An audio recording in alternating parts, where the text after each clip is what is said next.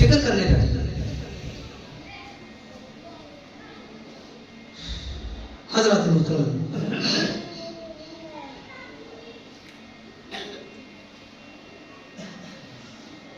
ہمارے رسول ملائکہ کے رسولوں سے افضل ہیں، اور ملائکہ کے رسول ہمارے اولیاء سے افضل ہیں. ہمارے اولیاء عوام ملائکہ یعنی غیر رسول سے افضل ہیں. فساق و فجار ملائکہ سے کسی طرح افضل نہیں ہے. حضرت سیدنا عبداللہ بن عمر رضی اللہ تعالیٰ عنہ سے مروی ہے کہ نبی رحمت شفیع امت صلی اللہ علیہ وسلم کا فرمان باعظمت ہے، اللہ عز و جل ایسے شخص سے محبت فرماتا ہے جس نے اپنی جوانی کو عطایت خداوندی کے لیے وقف کر دیا. بیان کردہ دو روایات عطایت شعروں کے لیے اپنے دامن میں کثیر برکات و عنایت سموئے ہوئے ہیں کہ جو سعادت مند اپنی عمر جوان خدائے حنان و منان عز و جل کی رضا والے کاموں اور اس کی بندگی میں گزارے،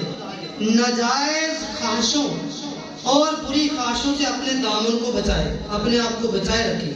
اس کے لیے اللہ عز و جل کی بارگاہ سے مقام عزت و عظمت اور درجہ محبوبیت پانے کی امید نوید ہے، خوشخبری ہے.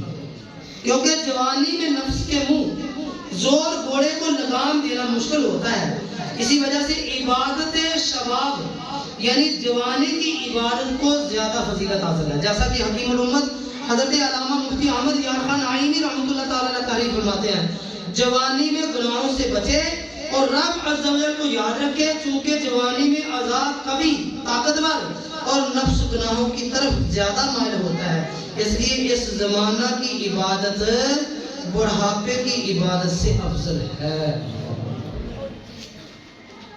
محترم اسلام بھائیوں، اس دور فتن اور فتن میں جبکہ بدقسمت سے کثیر نوجوان قرآن و سنت سے دور، جوانی کی مستی میں مخمور، حرص و حوث دنیا کے نشے میں مچور، نفس و شیطان کے ہاتھوں مجبور ہو کر گناہوں اور بے حیائیوں کے سلام میں بہتے چلے جا رہے تھے کہ تبلیغ قرآن و سنت کی عالمگیر غیر سیاسی تحریک دعوت اسلامی نے اصلاح امت کا علم ہمت بلند کیا اور اس بے راہ روی بے حیائی کے اثرات کو روکنے کی کامیاب کوششوں کا سفر شروع کر دیا. دعوت اسلامی کی کامیابی کھلی کتاب کی مانند آج سب پر آشکار یعنی واضح ہے کہ وہ نوجوان جو شیطان ناہنجار نفس بے لگام کے غلام نظر آتے تھے،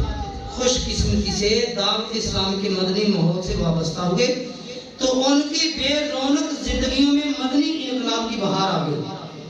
اور وہ اپنی جوانی کے پر بہار ایام اللہ عز و جل اور اس کے پیارے رسول صلی اللہ علیہ وسلم کے نام پر وقف کر کے اس مدنی مقصد کو عام کرنے والے بن گئے کہ مجھے اپنی اور ساری دنیا کے لوگوں کی اصلاح کی کوشش کرنی ہے انشاءاللہ عز و جل. الحمدللہ عز و جل دعوت اسلامی کے مدنی ماحول کی کثیر تعداد انقلابی اقتدامات اس ایک اہم ترین قدم یہ ہے کہ اس مدنی ماحول نے گناہوں میں غلطان اور ہر دم دنیوی مستقبل کی بہتری کی فکر میں